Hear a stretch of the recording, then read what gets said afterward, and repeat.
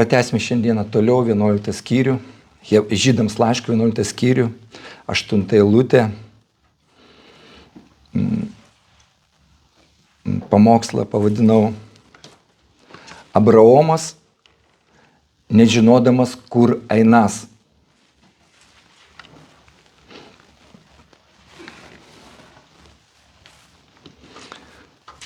Noriu priminti, kad laiškas Žydams buvo parašytas tuo metu, kai bažnyčiai daug žmonių buvo atsitraukę ir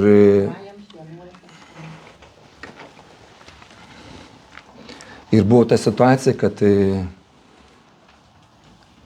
pagundimas atėjo daugeliam tikintiesiems irgi atsitraukti. Šitas laiškas buvo parašytas kaip pagoda, padrąsinimas, kad neatsitrauktų, kad toliau sektų Kristumi, kad laukia didelis atlygis danguje. Mes matom, kad laiškas buvo parašytas būtent Žydam ir iš istorijos žinant, kad dažniausiai ateidavo įstatymo mokytojai, jie bandė sugrąžinti žmonės, kad jie vėl grįžtų prie įstatymo. Ir iš istorijos žinoma, kad praėjus 30 metų ir pirmi krikščionys, jie laukė sugrįžtant viešpaties. Ir ateidavo su priekaištu, tai va, žiūrėkit, tik metų praėję, kur jūsų viešpats, jisai nesugrįžo. Ir toksai melas atakodavo tą bažnyčią. Ir mes matom, kad nemažai žmonių buvo atsitraukę, bet tokiam pat tekstai buvo parašytas tas laiškas, kad tos mintis, kad kas yra tikėjimas, kad tikėjimas tai yra pasitikėjimas Dievu, kad mes nematom, bet mes tikim. Tai kviečiu šiandieną šitą apmąstymą, šitą eilutę, Žydams laiško 11 skyrius, 8 eilutė. Tikėjimu Abraomas pakluso, kai buvo pašauktas keliauti į šalį, kurią turėjo paveldėti, ir išvyko, nežinodamas, kur einas. Ir Abraomas tai yra pirmojo didžiojo Senojo testamento patriarchas, buvusio antra figūra po Mozės. Ir mes matom, kad Hebrajams 11 skyriui tai užima čiut net trečdalis aprašymą apie Abraomą. Naujam testamente Abraomas jisai paminėtas mažiausiai 72 kartus. Pauliui jisai buvo išteisinimo pavyzdys. Taip mes esame išteisinami prieš Dievo. O Jokūbui išteisinimo darbais pavyzdys. Taip mes esame pašventinami. Jis vienintelis Biblijoje vadinamas Dievo draugu. Izaja 41:8. Bet tu, Izraeli, mano tarne, Jokūbai, kurį išsirinkau, mano draugo Abraomo palikonį.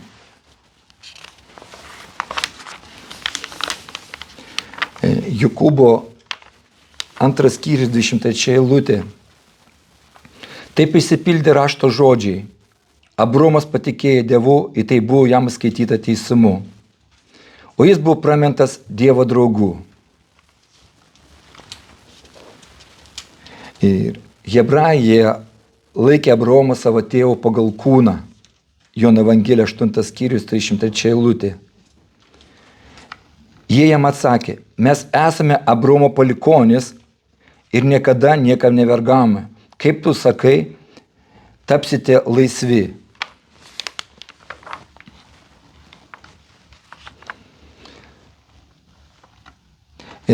Paulius jisai įrodinėja, kad svarbu tik tai, ar Abraomas yra mūsų dvasinis tėvas per tikėjimą. Galatam laiškas 3 skyrius nuo 9 iki 29 eilutė. Taip tikinti susilaukė palaiminimų kartu su tikinčiuoju Abraomu. O jeigu esate Kristaus, tai esate Abraomo palikuonys, paveldėtojai pagal pažadą.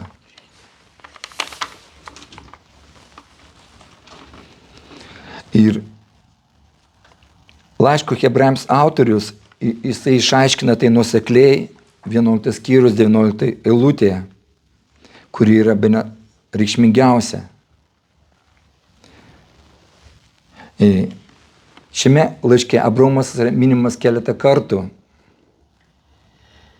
Kalbėdamas apie Jėzų, autorius sako, kad Kristus prisėmė ne angelų prigimtį, jis prisėmė Abraomo sėklą. Hebrajams laiškas 2 skyrius 6 eilutė. Iš tiesų jam rūpėjo ne angelai, o Abraomo palikuonis. Abraomo pavyzdys suteikia Naujam testamentui užtikrintumą. Hebrajams 6 skyrius 13-15 eilutė. Kai Dievas davė Abraomui pažadą, neturėdamas ko aukštesnio prisiekti, prisiekė savimi, sakydamas, iš tiesų, aš laimėte palaiminsiu tave, dauginte padauginsiu tave. Ir Abraomas kantriai laukdamas gavo, kas buvo pažadėta. 7 šio laiško skyriuje Abraomas keletą kartų yra lyginamas su Melchizedeku. Todėl Abraomo pasirodymas Hebrajams 11 skyriuje tai nėra staigmena.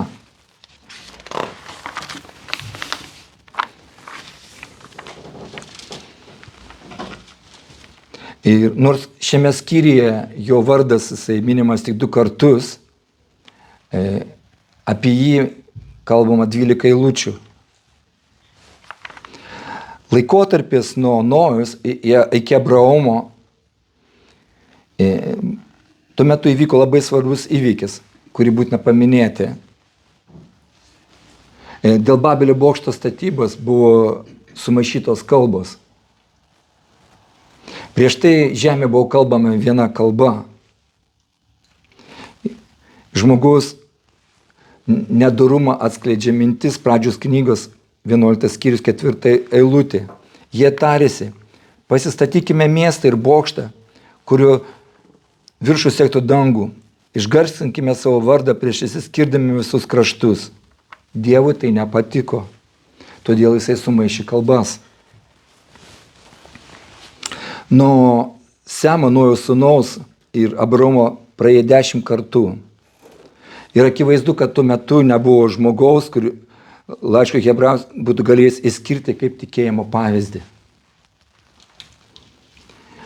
Nėra jokios užuominos, kad tų 10 kartų laikotarpį būtų garbinamas Dievas.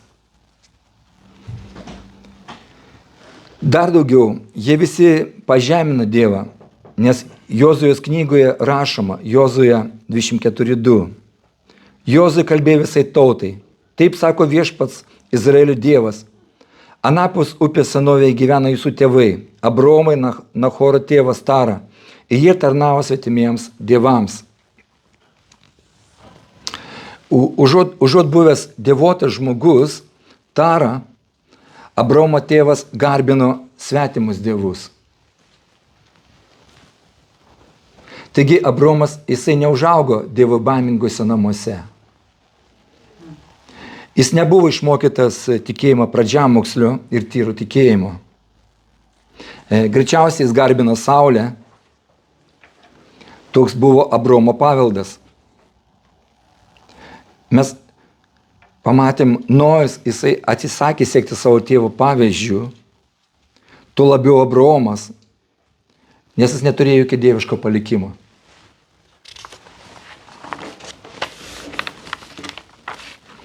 Ir jis visiškai nepažino Dievo, kai Dievas jam apsireiškė. Pašaukimas eina prieš pasiruošimą. Dievo apreiškimą Abraomui galim pavadinti Abraomo pašaukimu. Hebrajams 11 skyrius 8 eilutė taip parašyta. Tikėjimo Abraomas pakluso, kai buvo pašauktas keliauti į šalį, kurią turėjo paveldėti, ir išvyko nežinodamas, kur einas. Pašaukimas jisai išgarsina žmogų. Tai buvo ir su Abraomu. Štai kaip viešpaties pašaukė, jo vardas buvo Abrama. Šiuo vardu jis buvo anksčiau pašauktas. Pradžios 12 skyrius 1 eilutė. Viešpats tarė Abromui, palik savo šalį, giminės, tėvų namus ir eik į kraštą, kurį tau parodysiu. Tačiau kiti žodžiai, mes matom, jie skambėjo kaip pažadas. Pradžios 12 skyrius 2 eilutė. Aš padarysiu tave didelę tautę, tave laiminsiu ir padarysiu tavo vardą garsų ir tu būsi palaiminimu. Įdomu, kad Abraomo pašaukimas buvo susijęs jį išgarsinti.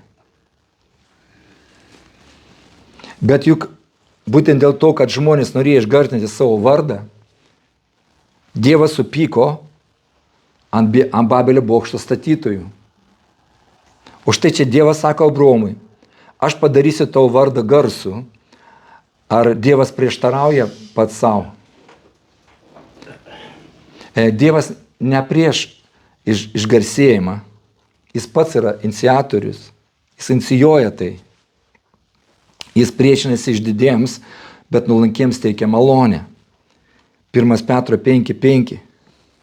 Taip pat jūs jaunesnieji būkite klusnūs vyresniesiems ir visi paklusdami vieni kitiems apsivilkite nuolankumu, nes Dievas išdidiems priešinasi, o nuolankiems teikia malonę.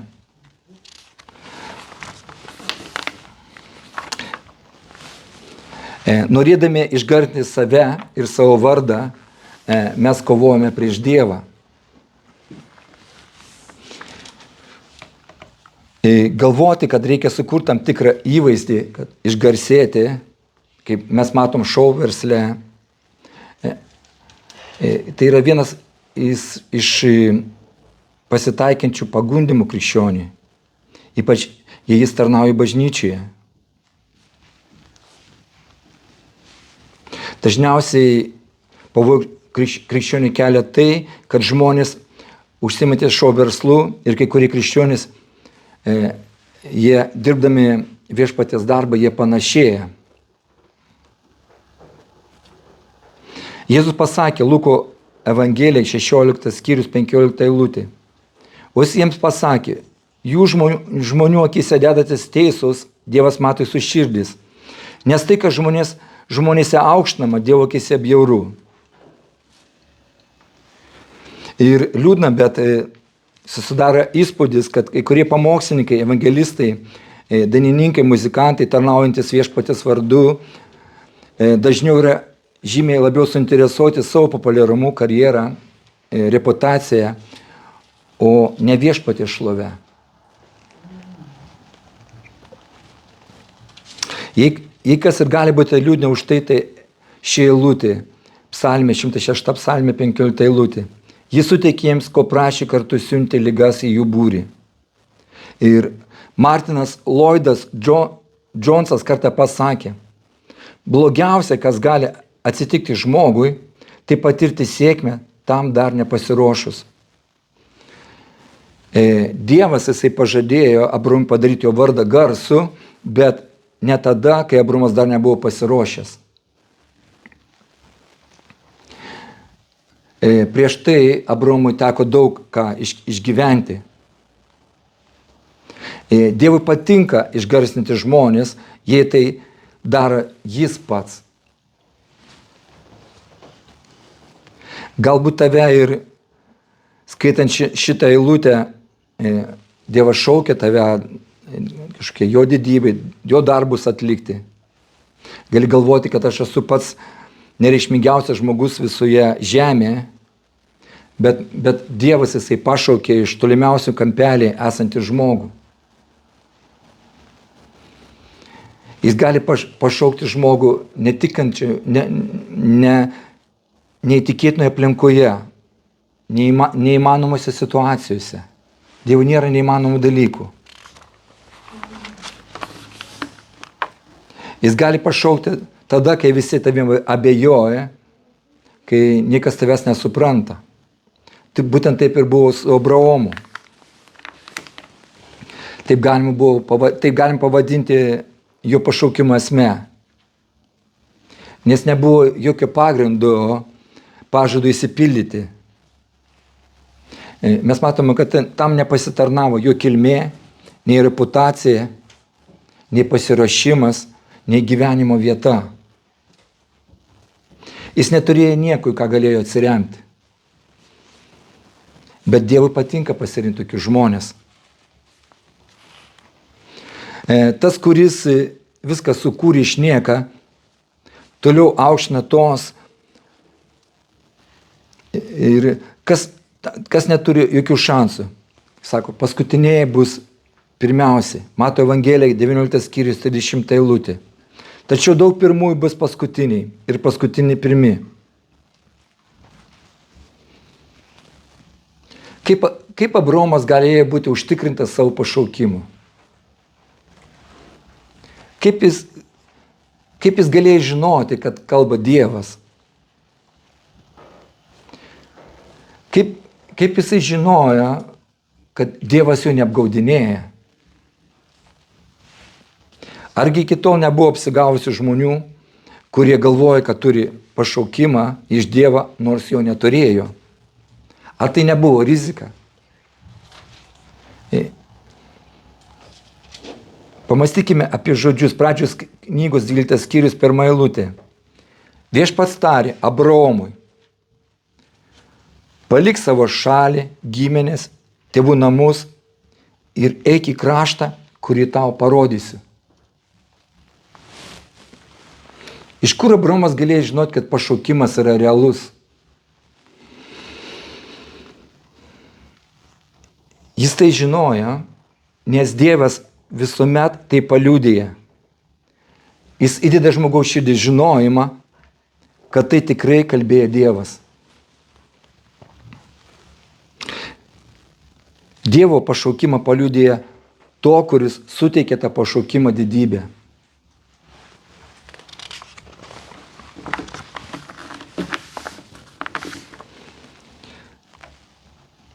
Tik Dievo pašauktas žmogus, jisai gali būti apstulbęs, sukrėstas, suvokęs, tai kad tikrai tai nebuvo jo sumanymas.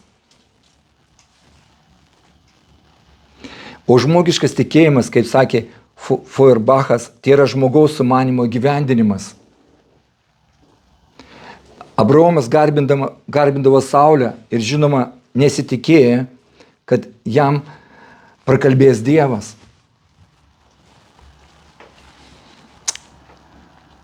Žmonės gali skaityti horoskopus. Ištirta, kad 50 milijonų amerikiečių rimtai žiūri asmeninius horoskopus. Astrologiniai spėjimai, bet tai niekada nesuteikia vidinio užtikrinimo, kad jie yra autentiški, tuo labiau horoskopai jie skiriasi tarpusavyje. Dievą iš kitų religijų dievų prietarius skiria tai, kad jis yra gyvasis Dievas. Jis yra gyvas. Karalius Darijus pasakė Danieliui, Danieliaus knyga 6 skyrius 26 eilutė. Aš išleidžiu nutarimą, kad visose mano karalystės valduose žmonės gerbtų ir bijotų Danieliaus Dievo, nes jis yra gyvas Dievas, pasiliekas per amžius, jo karalystė nesunaikinama ir valdžia amžina. Petras pasakė Jėzui, Mato Evangelija 16 skyrius 16 eilutė. Tada Simonas Petras atsakė, tu esi Kristaus gyvo Dievo sūnus. Abraomas, jisai žinojo, kad susidūrė su gyvoju Dievu. Bet to gyvasis Dievas visada jisai jamas iniciatyvos.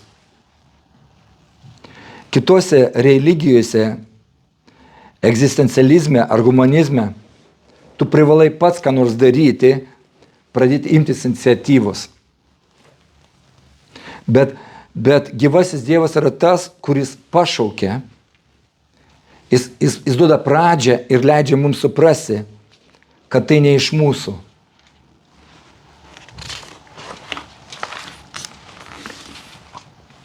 Pažvelkime, pavyzdžiui, į Natanaelį.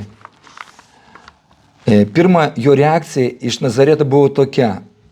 Jono Evangelija 1:46. Natanaelis jam tarė, ar iš Nazareto gali būti kas gera? Pilypas atsakė, ateik ir pažiūrėk. Tačiau matome, kad netrukus Jėzus klausė Natanaelio. Jono Evangelija 1:48 eilutė. O Natanaelis jam sako, iš kur mane pažįsti? Jis atsakė, prieš pakviečiant tave, Pilypai. Kai buvau figmečia, aš mačiau tave. Žmogus suvokęs Dievo realybę, jisai nebenurimsta, jis ieško.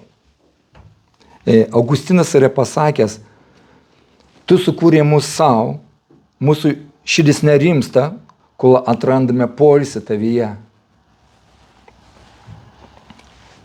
Religija nepalieka žmogų ištroškusi, bet tikras Dievas jis atneša užtikrintumą ir įsitikinimą.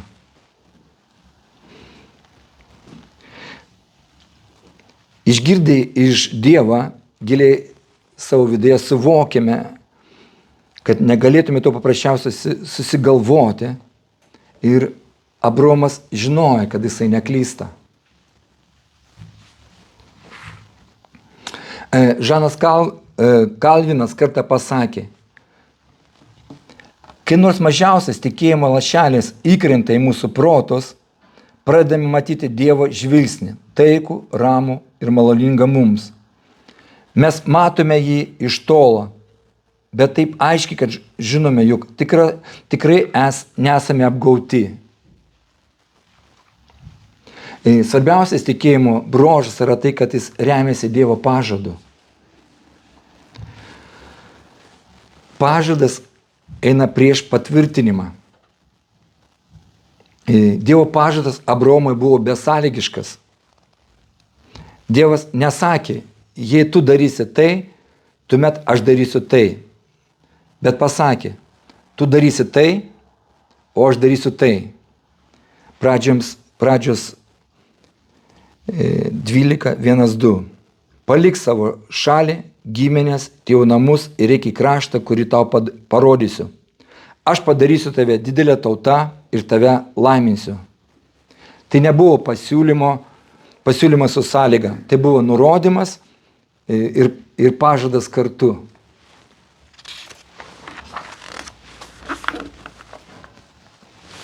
Kodėl?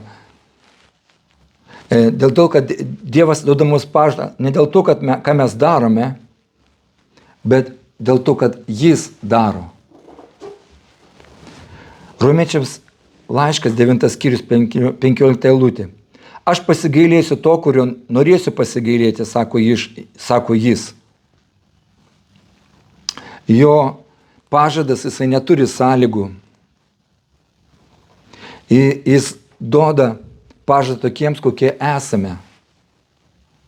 Esu štai toks, be jokių pasiteisinimo, bet tik dėl to, kad tavo kraujas buvo pralietas už mane.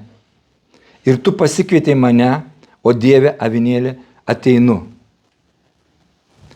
Mes matom, kad pažadas jisai eina prieš patvirtinimą. Dievas iš pradžių mums pažada, o po to patvirtina. Jis pirmiau pasakė Abraomui, o po to jį išbandė. Prieš išbandydamas mus, Dievas visada duoda pažadą. Prieš ištobulindamas įsitikinamus ir užtikrina prieš tai patvirtindamas. Dievas iškelia mūsų kandidatūrą, o po to išbanda. Pirmiausia pažada, o po to patvirtina. Todėl mes visuomet galime būti tikri, kad esame priimtini. Abraomas jisai atsakė į Dievo pašaukimą. Tikėjimo Abraomas pakluso, kai buvo pašauktas.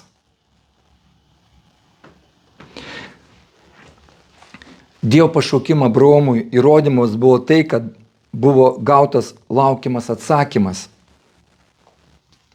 Ir malonė visą laiką ateina panašiu būdu. Dievas nesako, Jono Evangelija 15 skyrius 16 eilutė. Aš išsirinksiu tave, jei patikėsi. Bet jisai sako taip, ne jūs mane išsirinkote, bet aš jūs išsirinkau. Štai Jono žodžiai 1 Jono laiškas 4 skyrius 19 eilutė. Mes mylime jį, nes jis mus pirmas pamilo.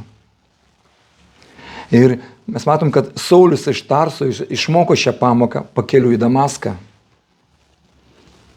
Ir Ananijas jis patvirtina, kai širdies gilumoje Saulius žinojo.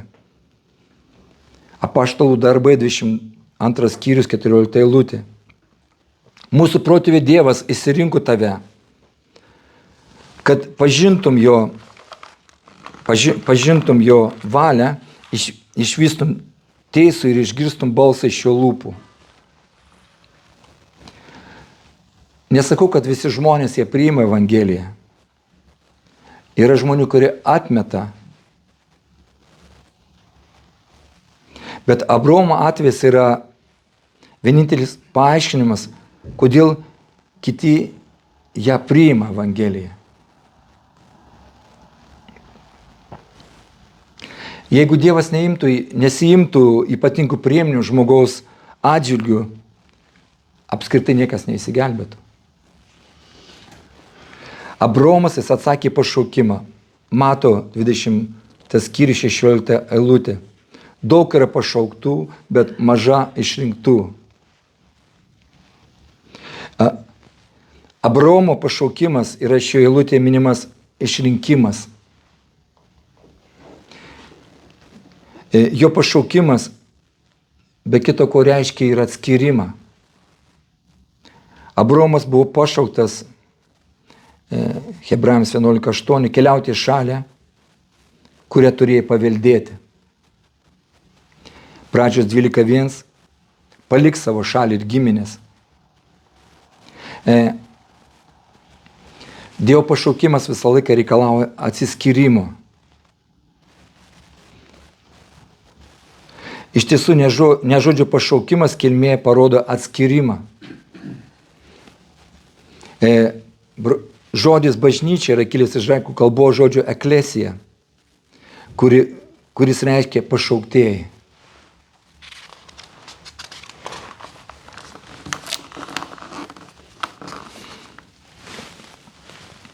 Abraomo dienomis visuomenė buvo visiškai degradavusi. Karta po kartos nerodė jokio pasitikėjimo Dievu. Buvo statomas Babelio bokštas. Abraomo tėvas nusigręžė svetimus dievus. Todėl Abraomo buvo pašauktas išeik iš šitos vietos. Dėl to Dievas pašaukė, kad jisai paliktų šitą vietą. Abraomo išbandymas. Kiekvieną kartą jinai susiduria su išbandymais, kuri patikrina tikinčiųjų tikėjimą. Koks buvo Abraomo išbandymas? Dėl ko jis patyrė gėdą? Abraomas buvo išbandomas 3 būdais. Abraomas turėjo palikti namus. Tam jis nesipriešinęs, nes gimus tikėjimui viskas pasikeičia. Tikėjimas jisai įkvepia neįmanomiems dalykams. Laikinus dalykus keičia amžinį. Tai, prie ko mes buvom prisirišę, visiškai praranda reikšmę. Antra, Abraomas turėjo palikti savo šeimą, palik savo šalį, giminės. Bet ir tai nebuvo taip sunku, kaip gali atrodyti. Nes gimus tikėjimui, į senus draugus net ir į šeimą žiūrima visai kitaip. Stipriausias ryšys žemėje yra krikščioniška draugystė. Tačiau trečias išbandymas tikrai galėjo sukelti sunkumų. Jis neturėjo ko įrodyti kitiems žmonėms, kad buvo teisus. Ir jis išėjo, nežinodamas, kur einas.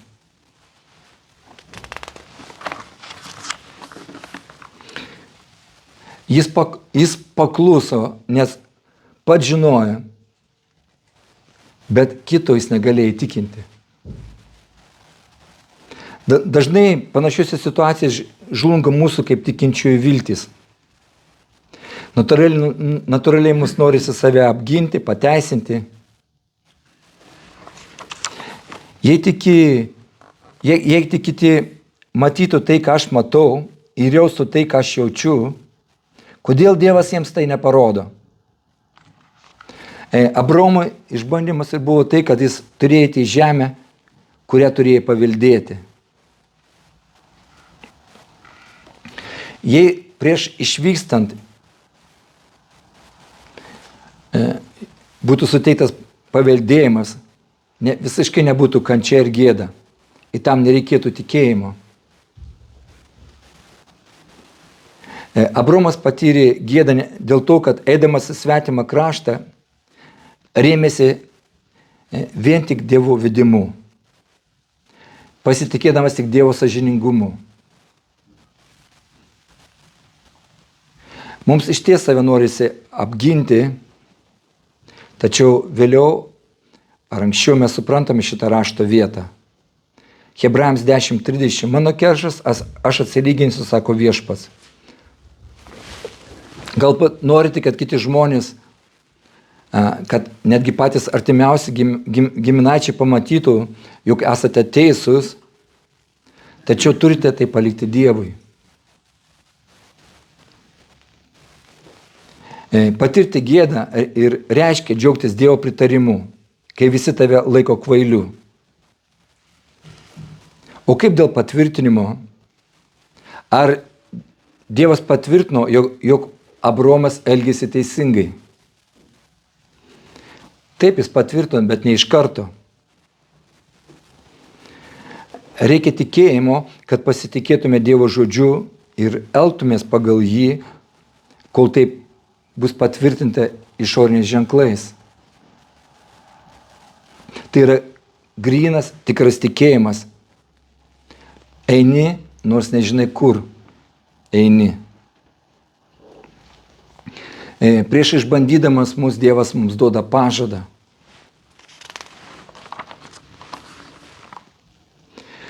Tikėti reiškia priimti jo sprendimą. Juk esame tinkami, juk esame išteisinti.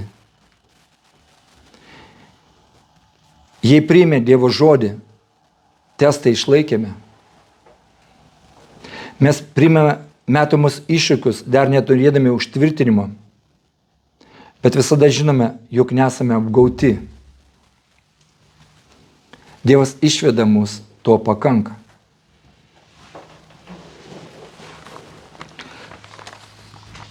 Tai šiandien peržiūrėjome Hebrajams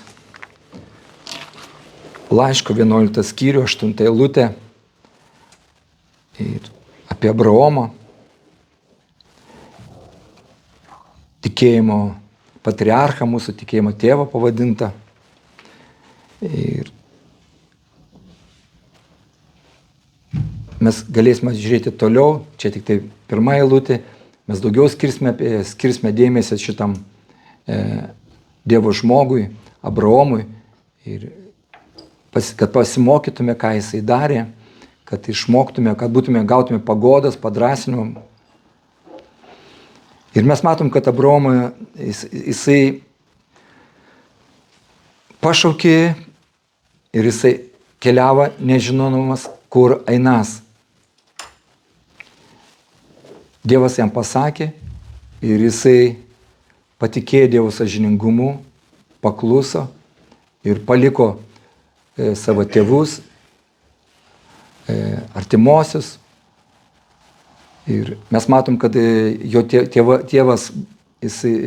jie garbindavo saulę, jie netikėjo gyvojų dievų. Ir jis pakluso Ir Dievas jam prakalbo ir jis pasitikėjo jo ir paliko šitą žemę, kur gyveno, augo. Ir mes matom, kad jam nebuvo jokio pagrindo, jis neužaugo ten tikinčiųjų šeimoje, nebuvo įdiegtos tos krikščioniškos vertybės arba dieviškos vertybės, bet jis patikėjo Dievu ir sekė į tą pažadą, kur Dievas jam pažadėjo. Mes matom iš pradžių, žmogus yra išbandomas, kad galėtų pasiekti šitą, pažadas būtų išpildytas.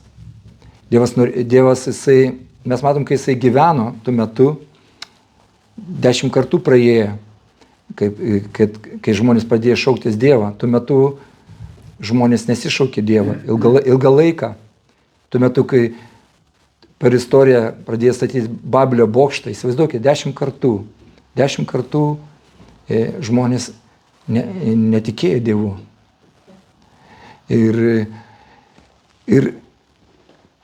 Ir žmonės statė Babelio bokštą, tuo metu, kai jisai gyveno, pasistatykime bokštą, išaukštinkime savo vardą.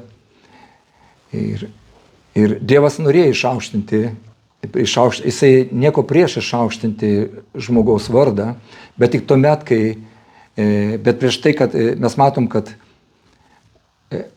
Abraomas buvo labai išbandytas, tol kol buvo išpildytas tas pašaukimas, kol jis tapo daugeliu tautų tėvu. Nes viešpats nuolankiems suteikė malonę, išdidiems priešinasi. Jeigu mes bandom išaukštinti savo vardą, Dievas tai neleidžia. Nes daug mes matom Biblijoje, kad kur eina išdidumas, ateina kritimas.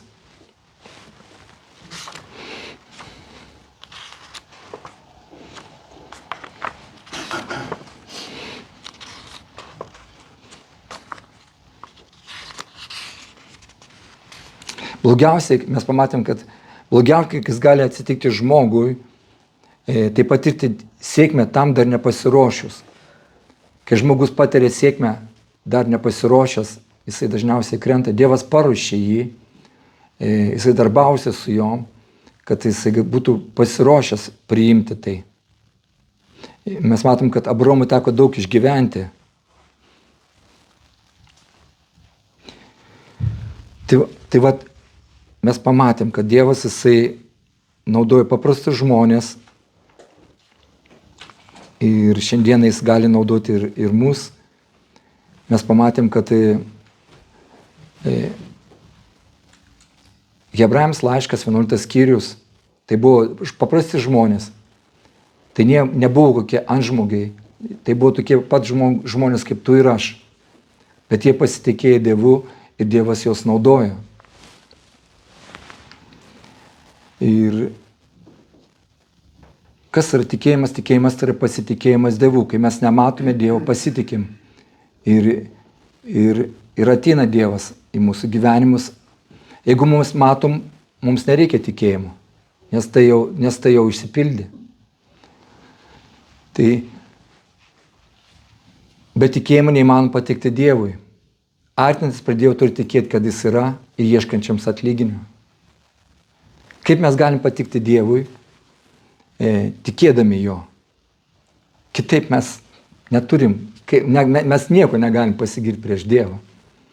Tik pasitikėdami jo, mes galim patikti Dievui.